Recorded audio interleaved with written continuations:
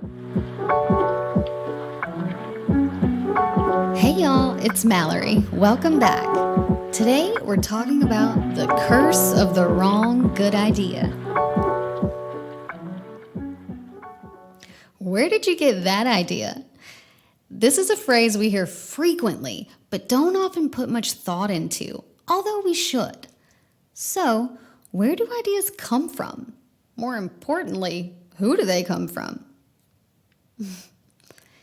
Most people would say good ideas come from God.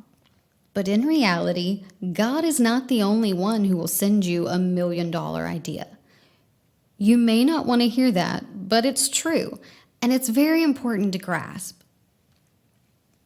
Whether you term it darkness, the devil, the Truman Show, or the like, the antithesis of God will send inspiration and ideas, sometimes really amazing ones, to distract you from your life purpose.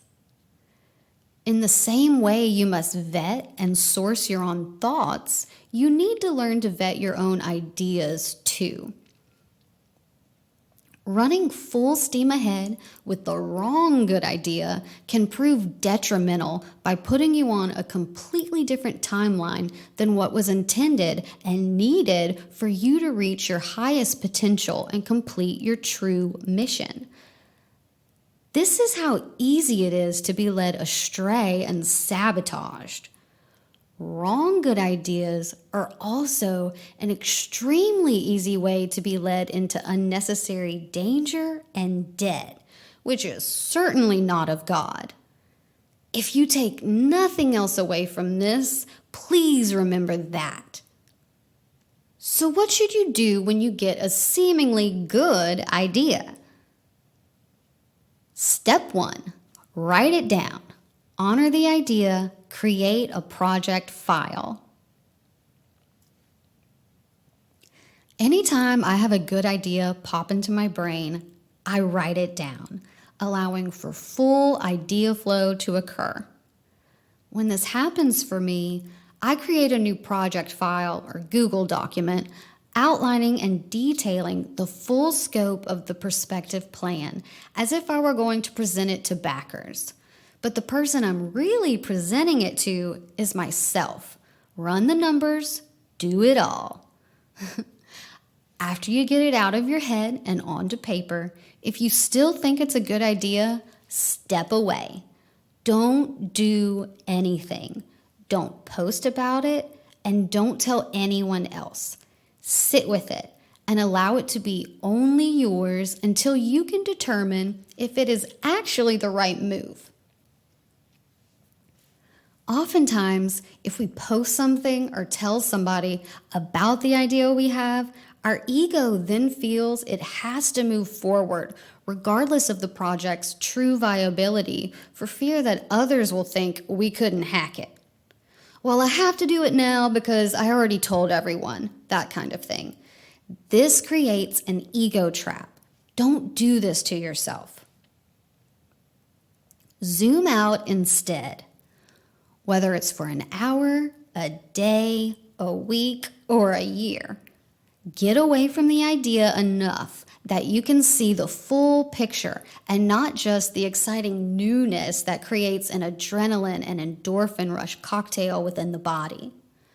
Just like a drug, ideas can be addicting because the creative high that accompanies them and makes us feel so good. You must be very, very careful here because this good feeling can create a habit of starting and then stopping projects. Many times, people discover their ideas are not so fulfilling once the electrifying rush wears off and the real work begins. Think it through.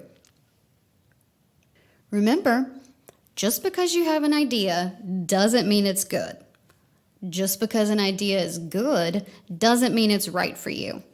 And just because an idea is good and right for you does not mean the timing is appropriate. And we all know timing is everything. If you are already working on something, it is even more important to vet any new idea that comes to you. Sometimes you're going to be sent ideas that are solely intended to distract you, scattering and dividing your energy, time, and resources. This is a form of divide and conquer. It's best to write down the new idea and revisit it once your other project is fully completed. We're creative beings, so naturally we want to create, but our creative energies are extremely susceptible to hijack and sabotage. This is not about poo-pooing ideas. This is about safeguarding your true life mission.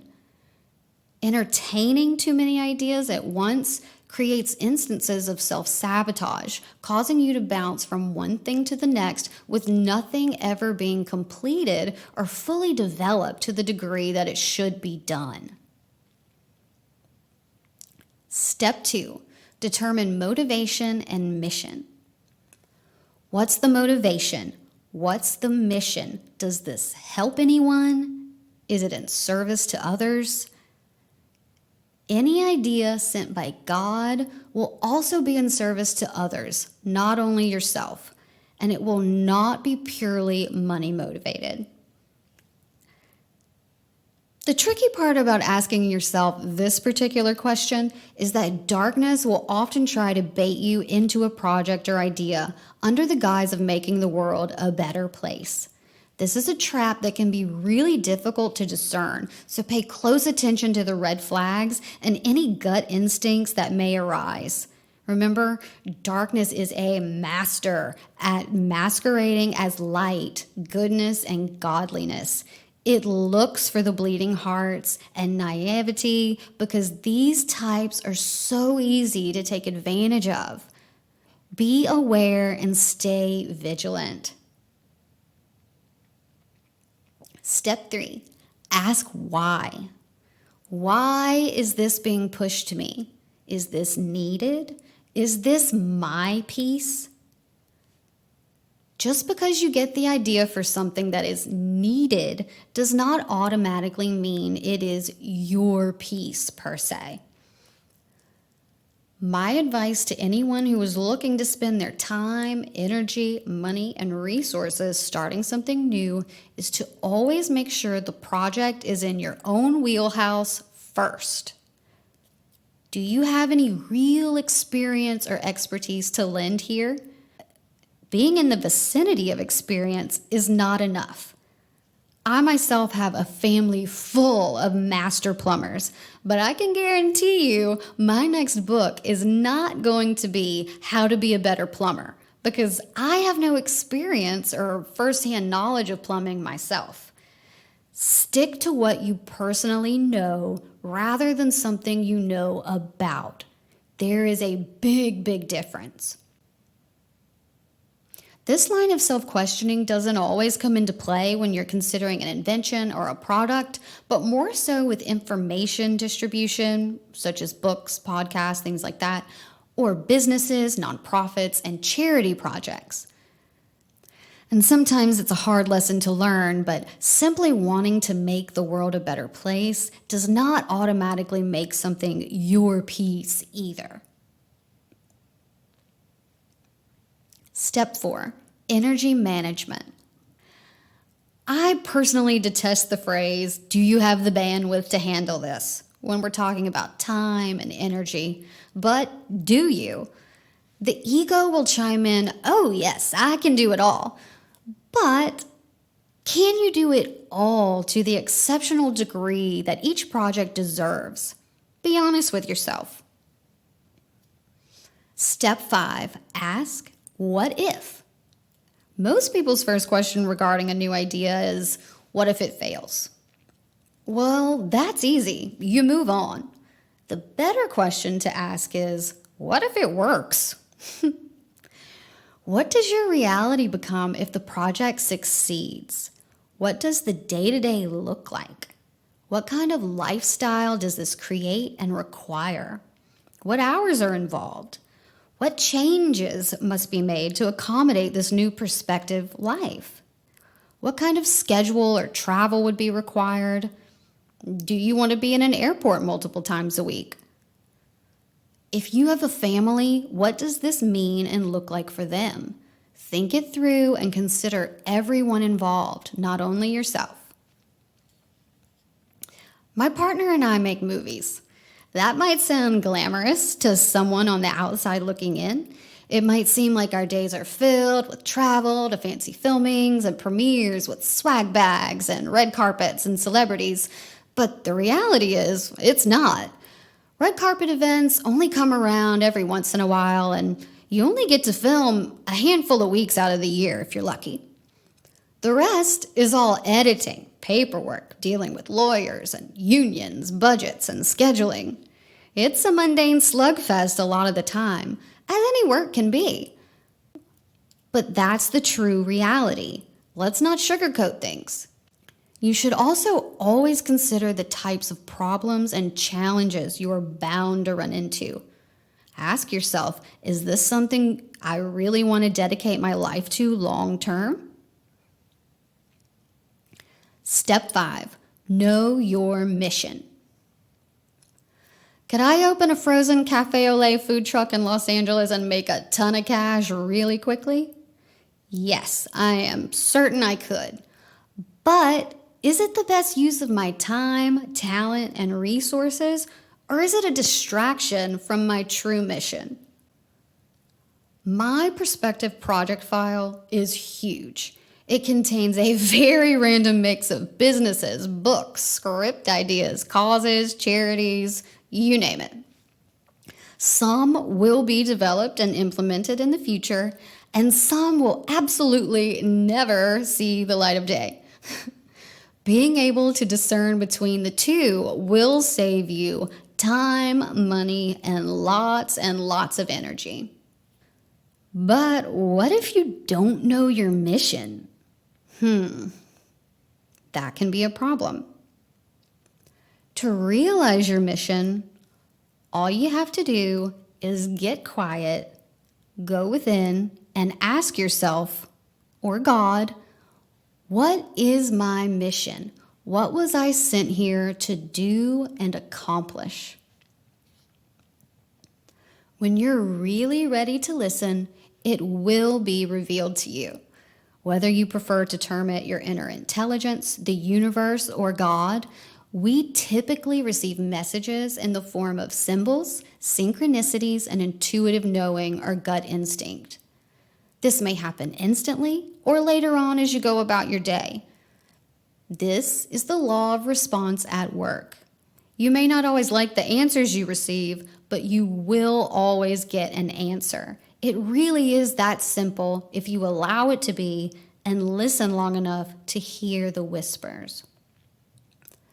Your mission will typically revolve around an interest, talent, or ability you already possess. It may not even be extremely specific. It may be to work with children, veterans, the elderly, nature, or animals, just in general.